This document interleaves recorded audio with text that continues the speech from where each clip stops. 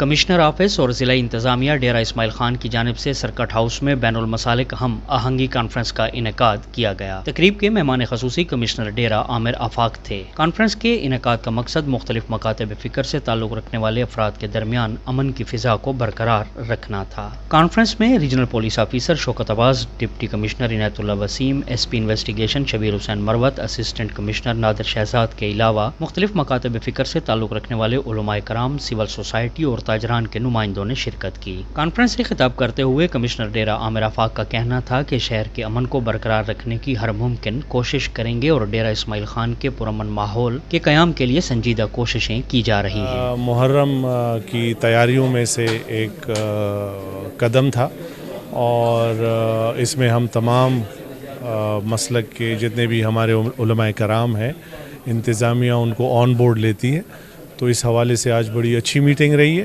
اور انشاءاللہ آگے بھی امید ہے کہ انشاءاللہ یہ جو محرم ہے خیر و عافیت سے گزرے گا۔ ہم نے سب کی نقطہ نظر کو سنا اور ان کی طرف سے جو تجاویز آئیں ان پہ غور بھی کریں گے اور مل کے انشاءاللہ ہم محرم کو پرامن طریقے سے کنڈکٹ کرائیں گے انشاءاللہ۔ کانفرنس سے خطاب کرتے ہوئے دیگر مقررین کا کہنا تھا کہ اس طرح کے مل بیٹھنے کے مواقع مختلف مسالک میں ہم آہنگی کا باعث بنتے ہیں۔ انہوں نے کہا کہ امن کی بحالی کے لیے علماء کرام اور مشران کا کردار کسی سے ڈھکا چھپا نہیں۔ مقررین کا کہنا تھا کہ پاک فوج، ضلع انتظامیہ، پولیس اور عوام کی قربانیوں کو کسی صورت فراموش نہیں کیا جا سکتا۔